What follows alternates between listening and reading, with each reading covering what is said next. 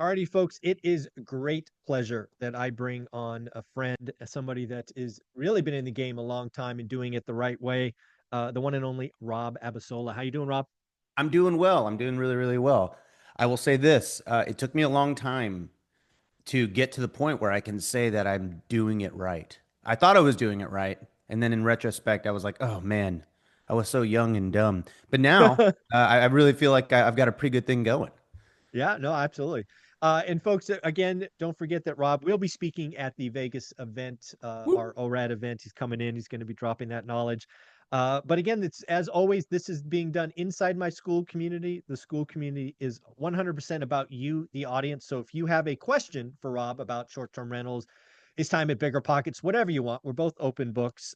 Just so Mhm. you know, we do have a little bit of change in the clock. Where Rob's only going to be with us for the first 45 minutes. He's got to get to a family event, so we want to be respectful of that. But I will hang out with you for the extra 15 minutes just in case you want to ask me any questions. But we've got Rob for the first 45. Again, raise your hands, put them in the comments. And Rob, why don't you, just in case somebody don't know who you are and what you're doing, give a quick bio. For sure. Okay, well, I'm Rob Abasolo. I am the creator behind the Rob Built YouTube channel, which is the largest short-term rental YouTube channel in the world. Largest and And best, and best.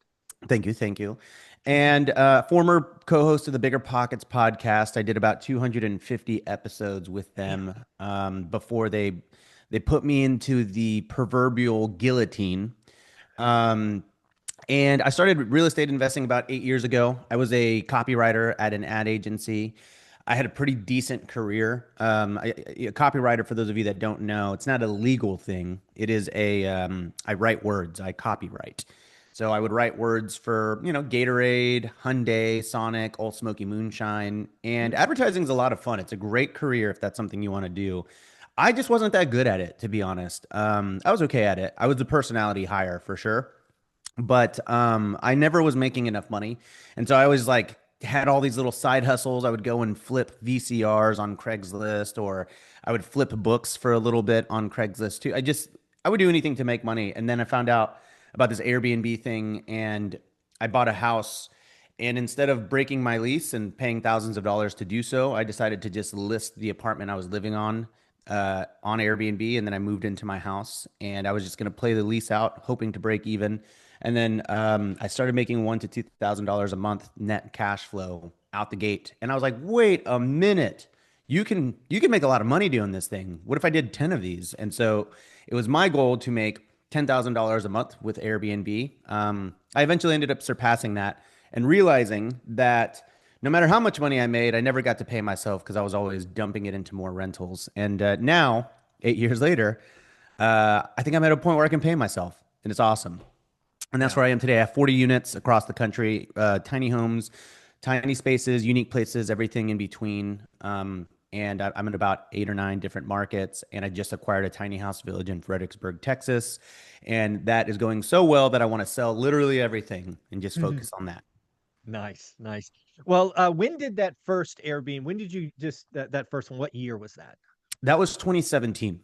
Oh, wow. So Yeah. you're an old timer. You didn't come into Yeah. this in 2020. You've been since 17. Okay. I was still kind of within the age where all the haters on YouTube are like, well, you bought in 2017. And I was like, I mean, yeah, it's not like I knew. It's not like I Right. wasn't like, oh my gosh, this is a great time to buy. Everything's so cheap. I was like, oh my gosh, everything is so expensive and I'm so broke. Yeah. And but I started in a niche called arbitrage, and that's effectively the idea of subletting and then Right. resubletting. And Hmm. I started with like 3 or 4, and I very quickly realized that that's a business, not real estate. And I Hmm. decided to like shut all those down and move into acquiring shortly thereafter. Yeah. The one thing I like, the short-term rental game, my opinion, is really matured over the last couple of years, right? It had its heyday, in my opinion. You tell me, 2020, 21, where you really couldn't do anything wrong, it seemed like. It was just everybody was talking about it. It was the way to get rich. I remember personally speaking at events and being called a boomer because I had year leases and I wasn't doing short term. So there was a time when yeah, it was just going crazy. Yeah, it was. I just think that there weren't that. I think it was sort of like a prison of our own design as like an industry because it was Mm, sort of like like no one knew what was really working. They just knew something was working, and so all these people came in with like really bad Airbnbs. And if everything is bad, then everything is actually good from the perspective of the market, right? And then little by little, more and more data in analytics and those types of platforms like AirDNA started coming out. And as we started to look at a lot of our comps, our comparable properties in our neighborhoods or in our markets, we yeah. started to see like, oh, hey, that's weird. That property right there. Oh, and that property, these three make four times more than these properties, and they all have pickleball courts or saunas or hot tubs. And so I think the after 2021 and 2022, like the age of revenge travel, which was like the post-pandemic travel boom, that had stopped. And then on top of that, people got really smart and started really just kind of upping their game in the Airbnb space, which made, like the top 1 to 2%, I would say even the top 10% of hosts a lot of money. And then the other 90% of hosts that weren't good started crying uncle and saying that Airbnb was dead. And that's a very big majority, right? So if Mm, 90% of the industry is saying, like, oh, I'm not making as much money as I used to, it sucks now, it's all over, it's a pretty believable narrative. But then there was also people like us and like my partners, and I'm friends with a lot of like high end or not high end, but like kind of high level operators. mhm, We were all like, we don't see it. And so mm. it was such an interesting battle for me to fight on YouTube because everyone's like, he's just selling a course. He's got to say that it's good. He's a liar. And I'm always like, I almost felt gaslit by like the real estate investing community because I'm like, I'm pretty sure this is true. Like they're in my head now. But yeah, I just think everybody was bad. And so like the fact that everyone was bad kind of just leveled the playing field in a very interesting way. Yeah, and again, this is something I've seen. I've been in the game 25, almost 26 years now, and I've seen several cycles. And kind of all the cycles are the same. They go by different names and but the players are all the same, right? Somebody goes in and, does something. People start copying it. Lazy money comes off the sideline and instead of really following it, to the T, i.e. pickleball court, saunas, right? Prime real estate. They just, oh, I can't afford that. So let me go across the hall, across the freeway next to the Sure. cemetery because that's all I can buy. And then they Which, start makes complaining. way for a very interesting Airbnb experience, like a Yeah, haunted house theme. maybe, yeah. There's a Yeah. way to win if you're creative.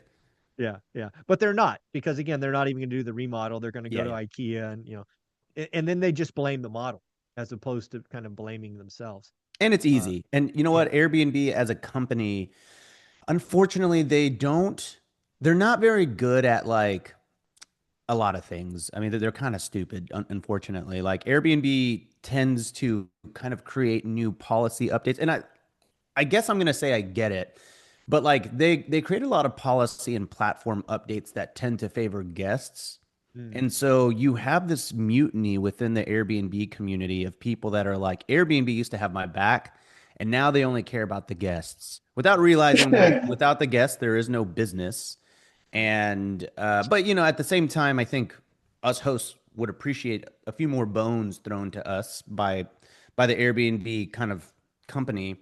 But you combine the mutiny of like the hatred of the actual Airbnb terms of service with people not making a lot of money, and that compounds very quickly into just this like negative Yeah. tailspin.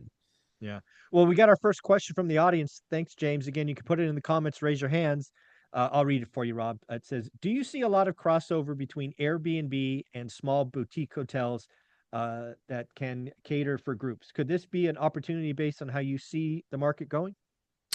Okay, do I see a lot of crossover as in like the skill set? You think that means like the skill Yeah, set? that's what I'm thinking. Yeah. Yeah, so let's talk about that. The general trajectory, and it feels kind of gate kept to a certain community, to a certain point, but like I kind of think this is very funny. As an Airbnb host, in your first few years, you are very anti-hotel, Mm, and you're very like, eat the rich, hotels suck, Airbnb mm, is better.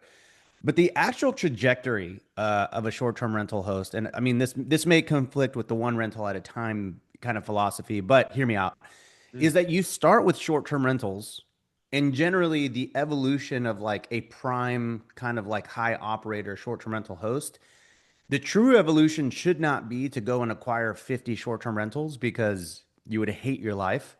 The true evolution should be you go from acquiring short-term rentals to acquiring boutique hotels, landscape Oh, hotels, okay. micro resorts, or developing that side of things. And most high-level short-term rental operators become hoteliers. And it's kind of funny because I was so anti-hotel for a long time, and now I'm kind of like, yeah, that it's such an obvious move because Mm, with if I have 40 short-term rentals right now, so, more, but somewhere in that range, which mhm. means I've got 40 cleaners, pest control people, trash can valets, pool people, hot tub people, handymen, plumbers, contractors, Yeah. realtors, photographers. Like 40 times 10, I have 400 people on a yearly basis that I communicate with at a minimum, right? Right. That's horrible. And I've realized that at scale because I think the one rental at a time philosophy is great because it forces you to kind of just focus on one and grow accordingly. Whereas I think most Airbnb hosts are like, dude, I got to just get as many as I can. Just keep stacking them, stacking them, stacking them because cash flow. And then you have this runaway train of like Right. terrible quality Airbnbs that are just bad. And that's kind of where I was, by the way. And then it's kind of like it's like a supernova. We like explode, but then we contract again. And so that's kind of where I'm at, where I'm trying to sell everything to focus more on boutique hotels because it's the same level of operation. It's the same except it's easier. You have one team, you have Right. one set of cleaners, you have one handyman, and you can have 50 units, but one team. Right. So, for example, I have a 13 unit tiny home village, which is a commercial development outside of Austin, Texas, and it makes far more money than my short-term rental portfolio and is far more passive because I have one dedicated team. And it's Mm, also great because with the short-term rental, if you just have one house, even like your cleaner isn't cleaning for you full time. They're cleaning for 10, 20 people, right? right. But with our hotel, our landscape hotel, everybody who's employed by us, it's their full-time job. And when it's their full-time job, they depend on the income. And when they depend on the income, they are more bought into the cause, right? And so there's just a lot more efficiencies and morale boost, I think, from having like one dedicated team. So very long answer to your question, but there definitely is crossover and it's easier than you think once you're actually in the business. Acquiring is a little tougher because it requires some money, but the actual like management of it is what you already know as a short-term rental host. Yeah, one of the opportunities I see is actually in buying what we can call boutique hotels, small Mhm. motels, convert them. I know there's a lot of people doing that, and it's very interesting to see that if you could build a short-term rental portfolio, that kind of crossover, that makes a lot of sense to me. Yeah, But I do, yeah, a lot of opportunity there. I mean, hotels are short-term rentals. Yep. Like Yep. legally, like Yeah. a short-term rental from a legal perspective, like the IRS sees a short-term rental as anything that is rented for 7 days or less. Right.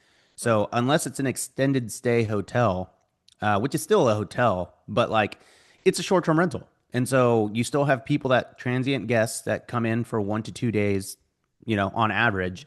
That's a hotel. Like that's a short-term rental. They're the same thing. So Yeah. you might kind of deal with I don't know. I mean, honestly, like Airbnb is just this really interesting place now because I think guests sort of know they can squeeze you a bit on the review and they can kind of use reviews against you. Mm. We just don't really have that problem with hotels. Like people aren't threatening to like leave us a 4-star review or a 3-star review if we don't, I don't know, bend over backwards to their every demand. So there's some weird benefits, I think, to even moving over to the boutique hotel space too. By the way, I still love Airbnb. I know it sounds like I don't, but it's just I'm I'm I'm dating hotels right now and it's great. Yeah, yeah. Well, where did you find this one? This property that you're keen on outside Austin, I think you said. Yeah, you know what? This should be a pretty cool story for anyone that's on to just help you understand the power of networking and going to events like a conference, Hmm. specifically the conference that you're hosting.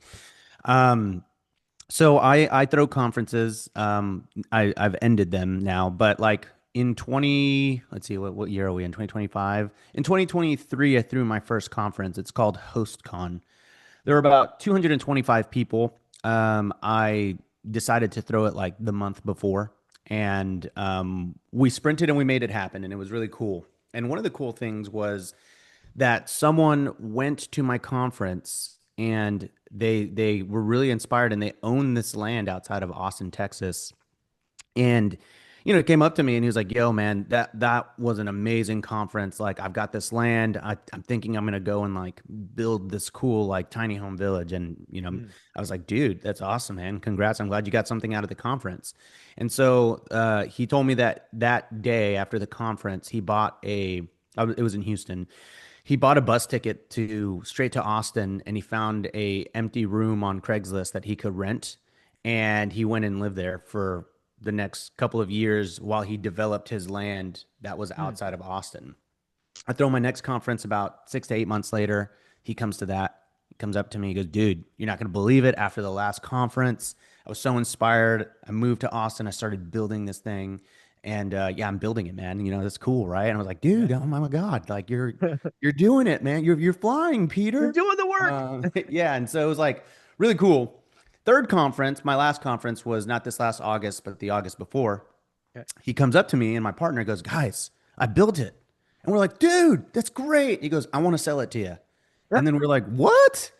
"Okay, let's talk." And we Okay. negotiated for 6 months and we bought it. So it's Yeah. like all full circle from like the power of a conference and the Mm, power of what happens when not only do you go to the conference, but you follow through with sure. the inspiration and all the things that you learn. And it's pretty common. Obviously, this is a more extreme example, but I had a student that just came out to field trip. That's like kind of my in-person event, and they came to my first conference and they had two rentals, and then he went to my last conference about a year ago. He had two rentals, and I just saw him for the first time, and he goes, "Man, dude, you're not gonna believe it. After that conference, I went from two to like 26, and it was all Mm, because of that conference."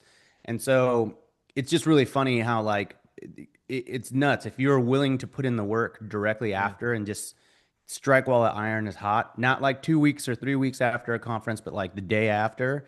Magical things can happen, and that's Yeah. that's how that story, or that's how that tiny house village made it to my into my purview. That's awesome. Let me just put somebody on mute real quick. Let's see who snuck in there. Oh, nope, we're good. So the other thing I think about, Rob, when I think about boutique hotels is again kind of the opportunity because I think there's a lot of baby boomers, a lot of folks that have owned for a while, not updated, not up on systems and processes, and you can get seller financing, right? You Mhm. can negotiate that as well. I just think there's a lot of opportunity, and it's a part of the market I haven't looked at, but again, I think it's ripe for opportunity for the next 5 to 10 years. Well, seller financing is really interesting because generally speaking, when you think about a hotel and you think about who's selling it, it's very rare that someone is selling like a fully stabilized, Right. beautiful, like A little bit of hair amazing on hotel. it. Yeah, like generally speaking, hotels are falling apart. They're creaky, they're leaky, they're just old and They're dumpy. tired. They're Yeah, tired. and the NOI, the net operating income, which is what your boutique hotel is basically going to be evaluated on. Um, it is oftentimes zero or like nothing or negative or it's like Right. losing money. And so if your property is at zero NOI, net operating income, or negative, it's not actually worth really anything from a business standpoint. Obviously, no one is going to take $0 for their hotel, but you kind of get all these like people that are like, "Well, if you come in and you fix it up, you can make $500,000 a year and this Hmm. and that." And it's like, yeah, I could, but even if I believed you and even if I felt that way, no bank is going to loan on this. Yeah. And so it's like, hey, if you want $800,000 or if you want $1 million for this, I'm willing to play ball, but you have to be the bank. Because Yeah. if you're not, no, not only am I not going to buy it, no one else is going to buy it because no bank is going to lend on this. And so it's a very similar premise to buying businesses. Like Hmm. most businesses that plumbers and electricians and like car washes, most of those are same thing. Like it's rare that a business sells at a fully optimized level. Like usually Right. businesses are just not good. And that's why you can come in and scoop them up not only at a good deal, but at solid financing terms as well. And Absolutely. so, yeah, like I think the door is open to have those conversations. It creates a little bit of risk too, obviously, because you want to make sure that your underwriting is, you know, pretty down pat, that it's good, that it's conservative, because not everything works out according to plan. I actually own a motel in upstate New York that I bought seller financing, and thought that one was going to be crazy. I bought it for 700K, and I was like, I'm going to sell it for 1.7. We're going to make $1 million, and like, cut to 3 years later, and if we sell it right now, we're breaking even, Mm. which honestly is I'm happy. I'm like, you know what? If we get our money out of this thing, I do not care. Yeah. But now we're gonna keep it and we're gonna push through. We're at this point on that one where we're like, dude, it would be so easy to sell it now, but if we just put like 150K more into it and we just wait it out and stabilize for 2 more years, we can actually sell it for a profit. Mm. It's probably not the smartest move, but I'm really stubborn. I like to make deals work if I can, just so I know that I put in my best fight. Right. But Right. that's a good example. That was a seller finance property. We seller financed that from the owner for I think 10% down, and I think we got like a 3% interest rate in 2022, There you go. 2023, somewhere in Yeah. there. Yeah. And had it not been for those seller finance terms, I mean, we would have been eaten alive by For bank sure. terms and all that stuff. So thankfully, seller finance actually saved us on that one. But all to say, even the tiny house village our boutique landscape hotel outside of Austin, that was initially a seller finance until the very end, where the seller changed their mind, and then we ended up going with the local bank. Very cool. All right, we got another question from the group. Again, folks, ask questions. We got them for another, I don't know, what would that be? 22 minutes. So get your questions in. This is from Ollie. What advice would you offer a long-term investor who wants to get into short-term rentals in a large city starting in 2026? What advice?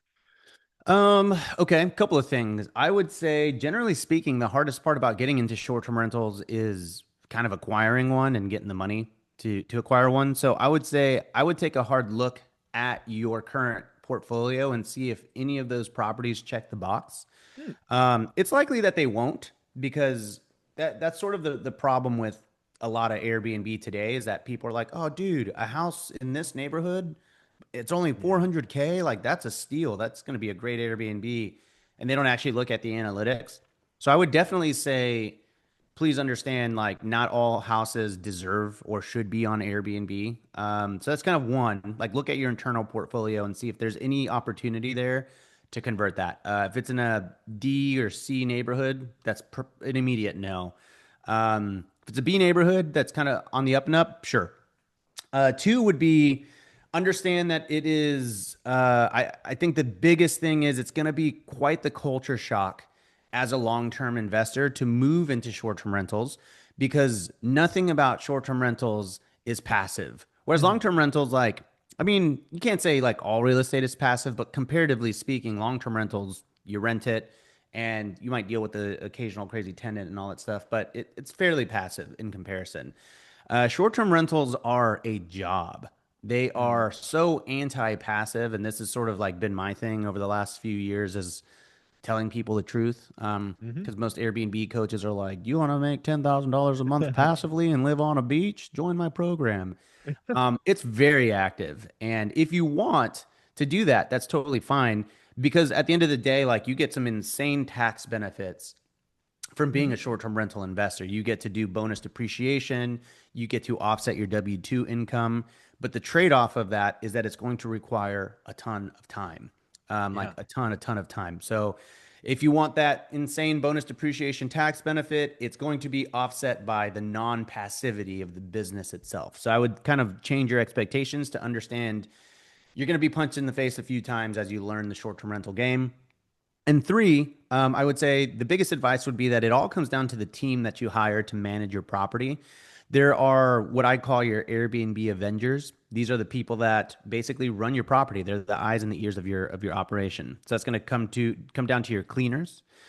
You need insanely good cleaners. You don't want mediocre cleaners. Mediocre cleaners will get you less than 5 stars. Generally, any of my properties that don't get a 5 star, it all usually comes down to how well it was cleaned. You need a very good handyman that's on call and a backup, and someone that can basically be your runner and go and change light bulbs, change batteries. Generally speaking, your cleaner would do that for you, but it's just, you always want to have someone on your kind of boots on the ground that will go do things. Pest control. You definitely need that. But lawn control, lawn maintenance, and then if you have a pool or hot tub, that too. Mm, But the cleaner and the handyman are kind of the two most crucial pieces of your business, and you need to like hire, I would like to say hire slow. You don't really have that luxury in short-term rentals. You got to hire fast, fire fast. If someone doesn't work, one thing that I've learned is it never gets better. If you mm, hire an employee that's just true. like so, like it's rare that they just turn it around and surprise you. So you kind of have to hire rock stars out the gate, and it is always worth it to just pay the top talent the top dollar because they really are responsible for your property. I like it. Again, neither of us are accountants, so this one it talks about tax advice. So we'll just say that up front. We're not accountants, but I'll Yeah. ask the question and see how you want to play. Uh-huh. Have you ever seen issues trying to run a short-term rental from a house hack to get the tax benefits you just mentioned? Yeah, I mean, technically speaking, you can. I will say that, like, I have a cost segregation company that I own. We create reports for people. My CPA, my partner is a CPA. He does not really like running bonus depreciation on house hacks or like ADUs or anything like that because it gets into this really weird, murky, like trying to piece up part out like what part of your house is a Yeah, rental, what part's a usage. Yeah, primary. Yeah, and it's very hard to make that argument to the IRS. It's not saying that's impossible, but he is very much as a guy that makes money selling cost aggregation reports. yeah, He's like, I don't want to do it. yeah. So that's kind of where we fall generally on the philosophy. But talk to your CPA. Yeah. Again, talk to your CPA. What I would tell you, again, having been in the game a while and was an accountant coming out of school for a Hmm. tech firm, and somebody who's been through an IRS audit that took over a year, I Oh, could tell you, you don't want to have gray areas, right? Especially if you don't, especially if you want to survive an IRS audit. So yeah, be careful. Don't. There's plenty of there's already plenty of things you can do with real estate. Trying to bend and tweak and force fit something is not something I generally like to do. We got another question from Josh. Any ideas for unique amenities to offer in a beachfront condo? Hello, beachfront. We have pools, hot tubs. Currently working on a mural. Any ideas? yeah, that's a good question. So unfortunately, condos are like the most difficult thing that you can buy in the short-term rental space. There is one amenity that beats all. Okay, the number one amenity in the short-term rental industry. Write this down. This is very important. The number one amenity in short-term rentals is location. So Bing, that's bing, bing, pretty bing. much all you can really do, like top level.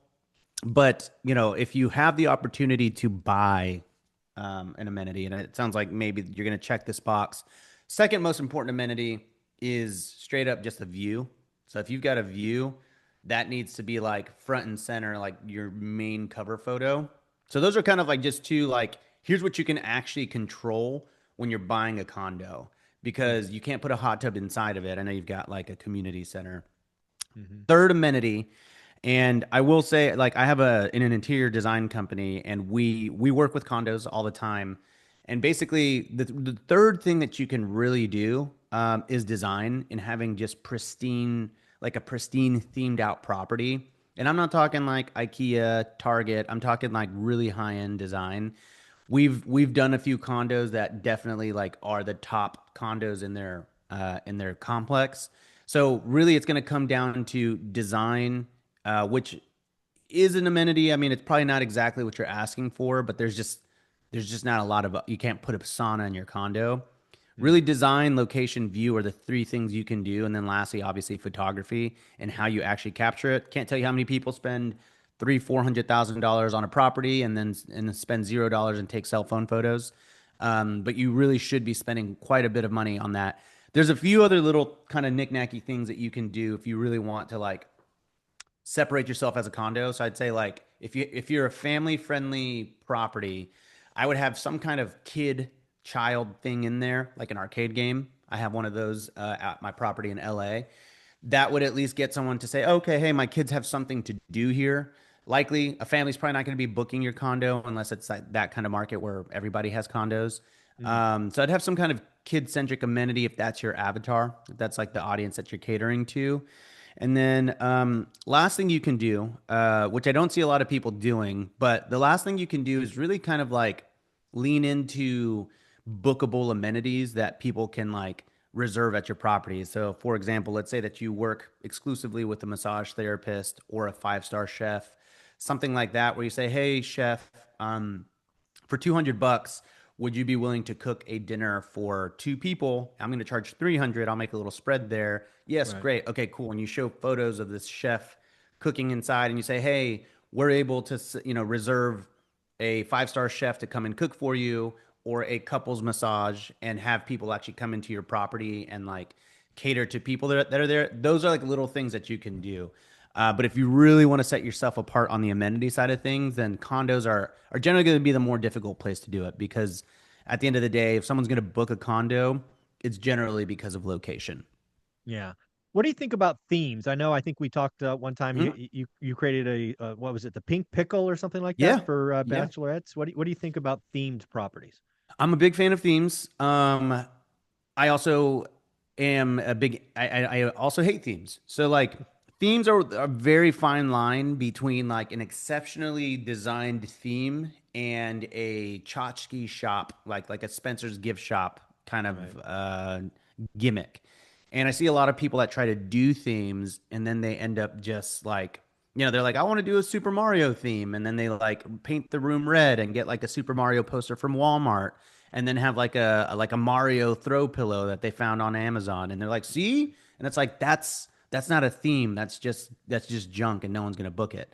So I think themes are like something that if you're not a naturally gifted designer, I would absolutely say don't do a theme. Like either hire someone. We do a lot of themes at Funkit. Hire someone or just don't do it because themes are really one of those things that man, I would say 9 times out of 10 do not work out the way that you think that they're going to work out. Yeah. Outside of that, though, I am a large fan of themes. Or I'll show you one really fast. Yeah, I I was think just I gonna can ask you. share. Yeah, yep, Okay. I just gave you access. So I check knew this what out. you This were is doing. this is a Funkit. Okay, so it's my interior design company, and we designed this Harry Potter theme Oh, look property. at that. And so, Wow.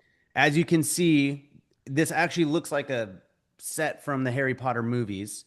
We didn't go and buy Harry Potter posters from Spencer's gift shop. Like we Mm, actually did stuff that looks like it's from the movie.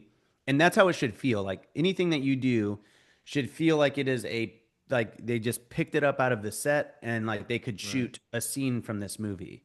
And I would say, pretty dang close. Like we like Harry Potter, if they approached us and they're like, "Hey, we want to shoot a scene in this bedroom," I'd feel pretty good about that. Like I'd be like, Yeah. "Yeah, I think you can come here." So that's kind of what I mean. Like you definitely want to make sure if you're going to do a theme, uh, one of the things that most people don't keep in mind is how expensive it actually is. Like we had a whole install team come in and they spent a lot of time getting these books on the wall. Like this Mm, was a multi-day job for the entire house just to do the books. So if you're going to do a theme and you're going to do it correctly, generally speaking, it's going to be very expensive. So yeah, I'm that was pro my theme, next but you got to question. do it Yeah. right. You gotta spend the money. It's not 20 bucks on an Amazon link. It's No. more money. Yeah. Yeah. So we have a killer beach pier view on Navier Beach, Florida. What arcade game do you recommend? System do you recommend? Yeah, yeah. So if you go to Amazon and you type in arcade game, usually for like $500, you can buy a bunch of different game. Like you can buy like a $500 Buck Hunter, like a $500 NBA Jam, a $500 Pac-Man. I usually get three, so it's about 1,500 bucks. Okay. It really, I mean, if you're a condo, you probably don't have that space, so you might want to get more like an all-in-one type of emulator. But generally speaking, like we like to have three. Actually, let me see if I can pull one up for you here. So, like I said, condos are generally very difficult to do. Here, let me pull this up for Oh, you. I see it. Oh, Yeah, oh, okay, yeah, here we go.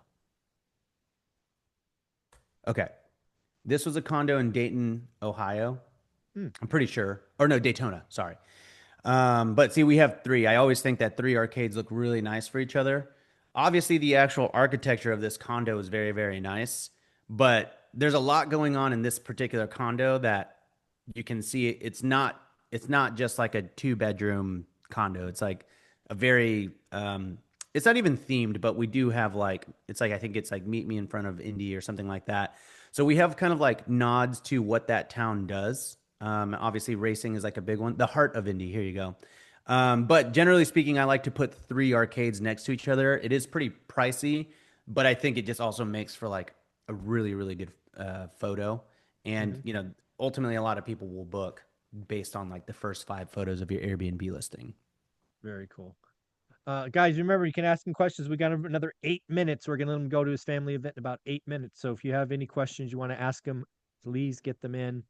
Uh, Rob, when you look at what people do right and wrong in short-term rentals, what kind of separates a good operator versus someone who's just wasting their time and losing money? Yeah, generally speaking, I think the biggest flaw that I see is that people will never spend a dime on their property after they launch it. Hmm. And so it's kind of anti what I believe now. I was like that for a long time. Hey, if it ain't broke, don't fix it, right?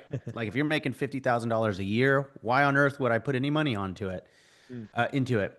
Well, here's what I've learned the hard way. People will copy you and steal your blueprint, and that's just how it works. Like I do it too. I put my own theme on it. Like I don't ever just take someone's like idea. But I launched the Pink Pickle, which is my bachelorette themed property in Austin. It does exceptionally well. It caters to bachelorette parties, and someone literally ripped it off like 2 minutes from my house. They ripped off like the pickleball color. They like ripped off design elements. They used my contractor. They used my Wow. photographer. They used the influencers that I used to promote it, and they used the competing interior design company to Hmm. mine. They use a competing coach. So just everything about it was like, yeah, I'm just going to do what Rob did, but I'm just going to do it 2 minutes away. Hmm. And so most people like don't really like go back and optimize their property. For me, I know, hey man, if I want to compete with that guy now who makes more money than me on it, by the way, like Pink Pickle last year did 120, his did 180. With Hmm. that said, it's a far larger property. It was his is like a 5 bedroom, mine was a three. Hmm. But like I know if I want him to not eat my lunch, I have to take my profits and reinvest into it. And so that's generally the premise is most people spend a lot to actually launch their property, but they never go in and spend another 10, Hmm. 15, $20,000 to make it better. And then Wow. all of a sudden, what happens is everyone is launching their properties around you based on your data. They're going into Hmm. AirDNA and they're saying, wow, hey, look at Rob's place. It makes a lot of money. His is designed this way. We're going to do that too. All of a sudden, you have five people that are all in the same vein or spirit as yours.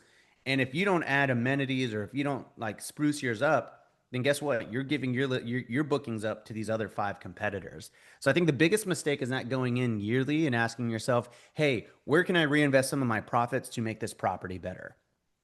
Very, very cool. Charles has a question, says, has a horse property with a small indoor riding arena with active weddings venue nearby. I'm thinking cabins, rural setting. Any advice? Okay, horse property with small indoor riding arena with active weddings and venues nearby. Well, I guess I'd have to know what's the market? That's like a good one. Like I would say if your property is a horse property specifically and that's your thing, I would probably lean into that setting. Otherwise, I mean, you don't have to, but I'd imagine that that's why people are going there. My neighbors added a climbing rock wall, but I'm afraid of people falling. Any feedback on that? Yeah, generally speaking, I'm all for like cool amenities. I'm not I'm not for amenities that are easily like easy injuries. A rock wall is Hmm. like a pretty good one. I wouldn't not do a rock wall. I just wouldn't do like a super tall one. But we've done like playrooms for kids that have miniature miniature rock walls. Going back to your horse property, that's something that you could possibly do an experience on. So Hmm. that's kind of what I'm talking about. One of those bookable amenities. If you have horses on there and you have like the certifications or the knowledge, like you could do like, I don't know, like a horse feeding or a horse riding tutorial or something. You can include it as part of the price. You can charge for it extra. But giving someone a reason like to anytime you can give someone a reason to make your place instantly bookable, always a plus in my mind. Are murals worth it? What do you think? Yes, but the murals have to make sense, and I wouldn't do a mural just for mural's sake. Generally speaking, I would say yes. I think murals are sometimes going to be a little tougher, like inside of a condo, although we've done murals in condos. Generally, you want to show where you're at. So, like, if the mural is in Scottsdale, Arizona, you want to have some kind of nod or something. You want to remind people where they're at so they can take that photo. If there's nothing design forward about your house, like if you just have like a nice house that you furnished, I don't really think that the mural is going to make a lot of sense. I would say the mural makes sense and it's worth the money if it's part of your overall theme. But I wouldn't necessarily expect a positive ROI. The mural itself will not make you money, but the mural combined with a good theme and design palette will help sell that property a lot more. Very, very cool. You've got to get going in about 3 minutes. Mhm. Why don't you talk about just kind of your closing thoughts? Is short-term rentals dead? Everybody says it is. Although I'm hearing that less and less now, but Yeah, I think so yeah, too. yeah. Um, I definitely don't think so. I mean, I definitely think it's an investable asset class. I think it is more expensive than it used to be. That's kind of Mm, where I come down to on this. Like, I don't think it's like a put, $10,000 into furnishing it type of game. And I don't think you necessarily have to spend 100K on it. But I don't think, like back in the day, I used to say $10 a square foot is all you needed to furnish a property. So, if you have a 2,000 square foot property, you need $20,000 to get it up and running. I think those days are kind of over. Generally speaking, the top end places are spending anywhere from 25 to $40 a square foot, which is mm. far more Wow. expensive. Yeah. So, I don't think it's kind of like a, hey, let me see how it goes, and then if I make money, I'll take some of that money and actually do it right. Please do not do that. Like, no, I've never met anyone in my life that's like, yeah, I'm gonna like, next year I'll come in and I'll do all the stuff that I said I'd Mm. do the first time. No one ever does that. Like literally, because then you have to stop your listing, you have to stop making money, you have to go through renovations. Like, do it right the first time, and I promise you it'll make your life so much easier. But definitely an investable asset class. Just go all in or don't do it. That's kind of my thing. Like, don't half ass it, Like because if you do, you will not make money. It is just a fact. You have to put everything you have into it, whether that means that you're doing the work yourself or you're hiring it out. very, very cool. Well, Rob, we will see you in Vegas, Yeah. February 14th and 15th. We appreciate you coming out. Go ahead. You got to go off to that. I think it's your niece's birthday, if I remember correctly. So Yes. thanks for being Yeah. here. All right, everybody. Thanks for having me. Talk soon. Take care. Bye. Later. All right, folks, I'm going to hang around. If there's any questions for me, I allocated a full hour, so I will stick around for 15 minutes or so, maybe 10, because I do got a 9 o'clock interview. But any questions for me? That was fun with Rob. Any questions for me? Anybody want to raise their hands or anything like that? All right, that's done. We got Rob taken care of. Any questions for me?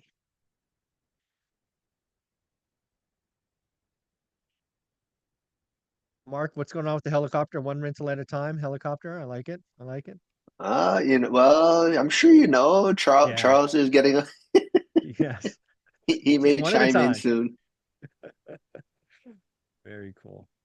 I had to miss boot camp last night because I shamed my wife into doing a conflicting work event that I didn't realize when I did it. But I met a engineer for a local news station that's pushing for a helicopter. So we may be in discussions. Nice. Nice. Got a question from James. What's the average time for your disrespectful offers to be accepted? Um, so they're never accepted the first time. I would say the third or fourth follow-up. And again, the money's in the follow-up, right? So I'll give you kind of the so you have to know the average days on market in your area. For me, it's about 31 or 32 days right now. I would probably start writing disrespectful offers on anything that's 45 to 50 days, certainly 60 days. Those disrespectful offers could easily be 30% below list price if they haven't had a reduction already. And generally speaking, if I know their equity position because I have property radar, I likely know their equity position. Most of my disrespectful offers get two offers, one that's a cash or bank loan, and the other is a seller finance loan.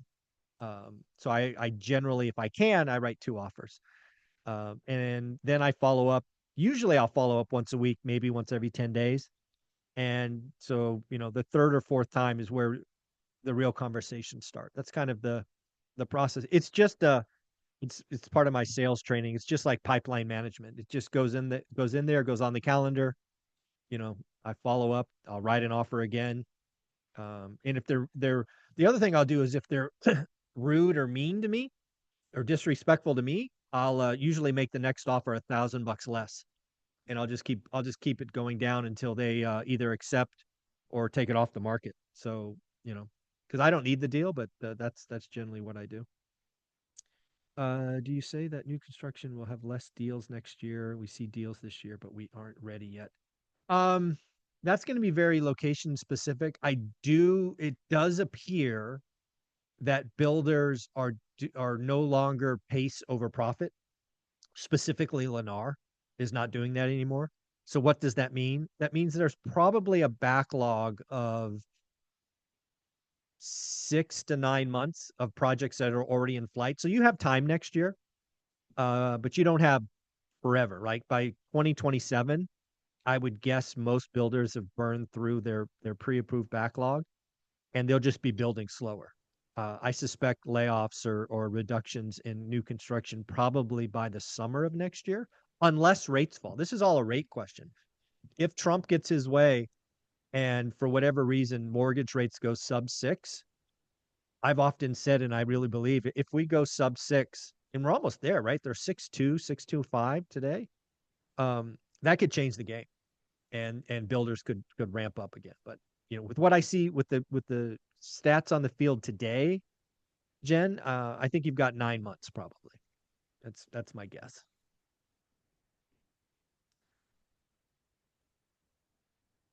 Michael, Yazik and I'll be out on Monday. Yazik will be Tuesday.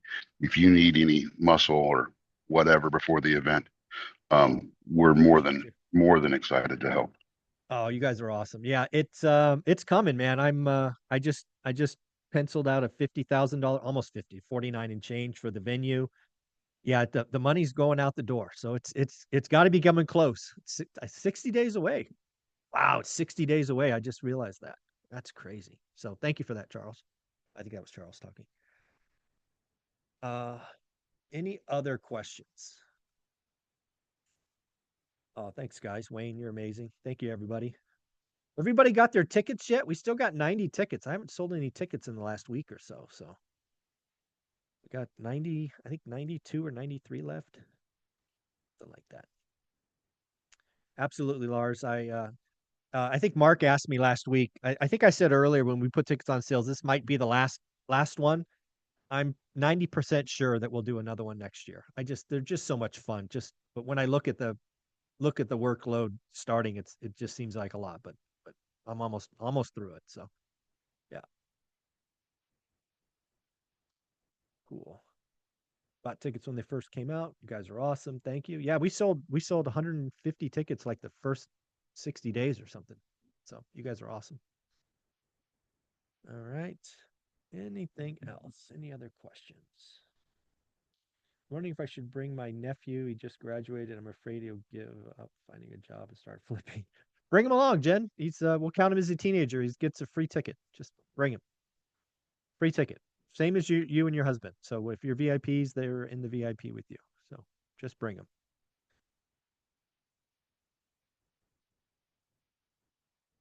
All right. Anybody else have questions? Will you open tickets to other communities to sell the rest? I'm not really sure what that means. I don't like Pace Morby, Jason Hartman. I don't really ask people very often. I'm not sure. I don't ask for help very often. But yeah, I would hope people, I mean, yeah, people will hopefully help sell it, I guess. I'm not going to pay a referral or anything like that because I already need the margin to pay for the event.